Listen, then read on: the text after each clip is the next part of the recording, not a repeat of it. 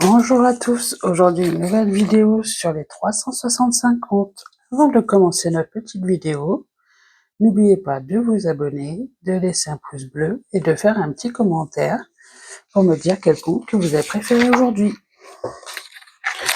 Alors, le premier compte d'aujourd'hui se nomme Mon âne.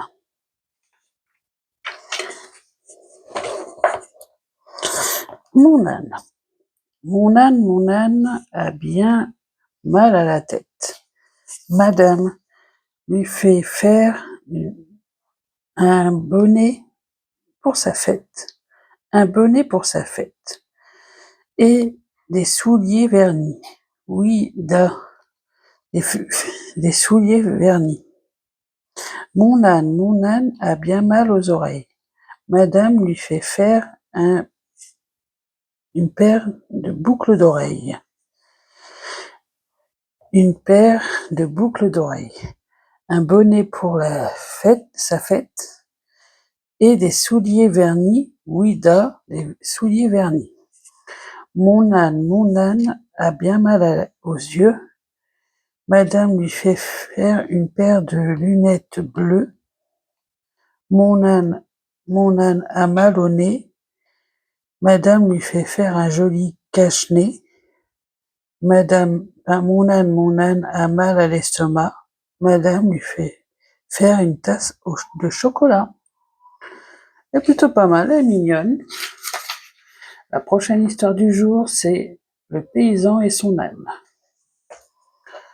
Un paysan veut se rendre au marché et charge donc son âne, mais d'un si grande quantité de carottes qu'on le distingue presque plus sa tête d'âne. Sur le chemin, il traverse du champ d'osier. Il arrête et en coupe une botte pour plus tard s'en faire un panier. Un petit fardeau comme pour cela. Mon âne le portera bien encore, se dit-il. Un peu plus loin se trouve une forêt de noisetiers. Il en coupe une bonne dizaine de branches, toutes droites en guise de teneur pour ses fleurs. Elle est si légère, ce qu'il se dit que mon âne s'en apercevra à peine. Bientôt, il commence à faire très chaud. Le paysan enlève sa veste et la met sur l'animal en disant « Il n'y a pas très loin d'ici la ville.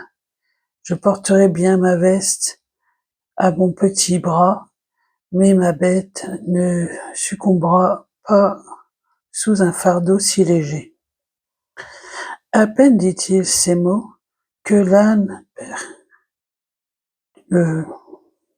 trébuche et ne peut plus se relever. C'est ainsi que le paysan, trop dur avec sa bête, n'a plus jamais pu se rendre au marché vendre ses légumes. Et l'âne coule des jours heureux après avoir mangé tout le stock de carottes qu'il avait si brièvement et si péniblement porté. C'est plutôt pas mal cette histoire aussi. Je sais pas ce que vous en pensez.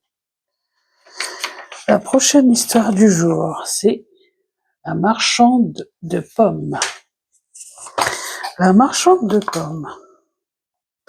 Un jour, je me trouvais à la fête du village. J'apercevais une petite fille qui vendait des pommes sur un plateau d'osier suspendu par un ruban qu'elle portait autour du cou. Elle avait beau vanter sa marchandise, elle ne trouvait pas d'acheteur. Je vis plus loin un groupe d'enfants très pauvres qui n'avaient pas de quoi manger. Combien toutes ces pommes, lui dis-je. Toutes mes pommes, reprit-elle, et voilà, et la voilà occupée à calculer en elle-même. 6 sous, monsieur, me dit-elle, je te prends le tout, à condition que vous ayez les distribués à ces petits enfants que vous voyez là-bas. Ce qu'elle fit aussitôt, les enfants fuirent en comble du bonheur et de voir se régaler, ainsi que la petite fille de s'être défaite et défait de sa marchandise. Tout le monde fut content, car sa façon de donner vaut mieux que ce que l'on donne. C'est un peu buggé, mais vous avez compris à peu près. J'espère en tout cas. Alors, la prochaine histoire se nomme Les 7 corbeaux. Alors, il y avait une fois un brave homme qui avait 7 enfants, tous des garçons.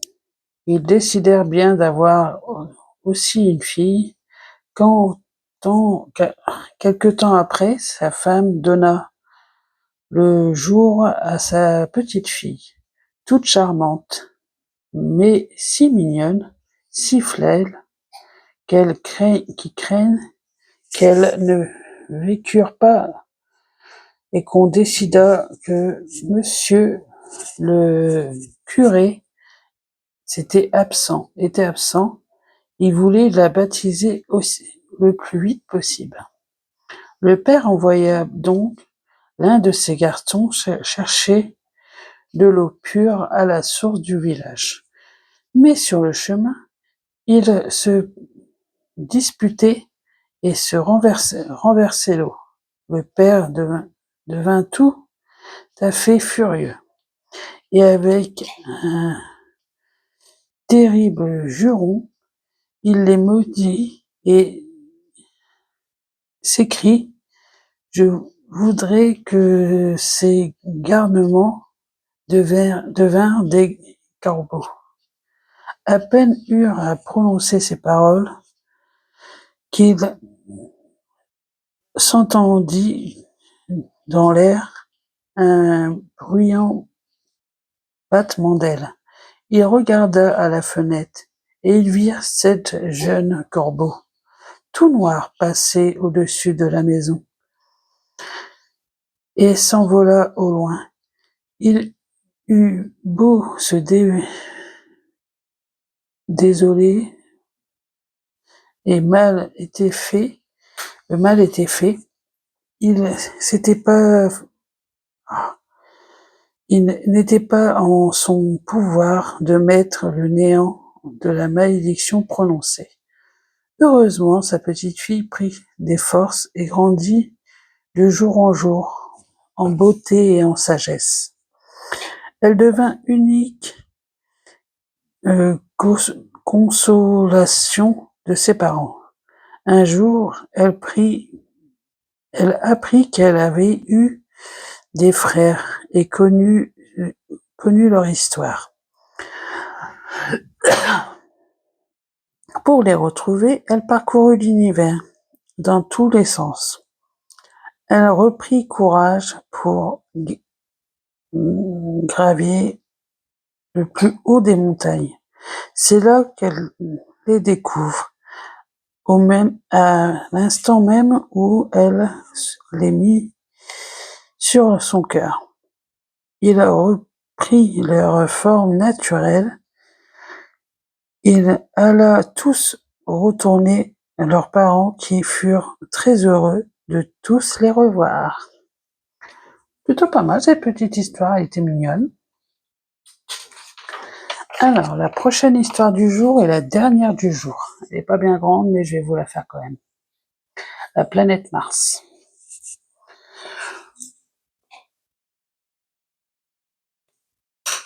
Alors, je veux qu'on me donne la planète Mars, crie le petit garçon, très gâté.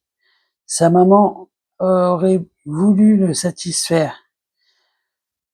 La grand-mère veut aller chez le marchand, demander qu'il vende des planètes Mars pour le petit enfant. Le père arrive. Viens avec moi, je vais te la donner. Sans en demander davantage, le petit se laisse tout de suite amener. Il lui monte le montage de la voisine.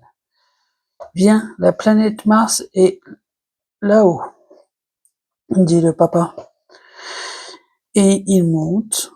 Au bout de quelque temps, le garçon s'arrête. Papa, est-ce que c'est encore loin? Oui, très loin. Je suis très fatigué, papa. Alors, tu n'en veux plus? Un grand silence pour toute réponse. Ils reviennent à l'heure de la brume à la planète Mars. Le petit garçon garda rancœur, mais jamais plus personne n'en reparla. Elle est plutôt mignonne cette histoire, j'aime bien. Je sais pas ce que vous en avez pensé, mais moi j'aime bien. Alors, pour aujourd'hui, c'est fini. Avant de partir, n'oubliez pas de vous abonner, de laisser un pouce bleu et de me dire quelle histoire que vous avez préférée du jour. Personnellement, j'ai bien apprécié les 7 corbeaux. Et continuez à me suivre sur les autres vidéos que je fais, que ce soit la cuisine, les astuces de grand-mère que j'aime bien aussi faire. En fait, c'est vertu, pour le titre des vidéos, c'est vertu. Après, pour ceux qui peuvent, il y a aussi les histoires d'horreur, parce que les mineurs ne peuvent pas regarder. Pour les autres, les sons indispensables aussi, que je fais de temps en temps. Ça dépend de mon humeur. À bientôt et surtout gardez toujours le sourire. Pour moi, c'est ce qui est le plus important. À bientôt.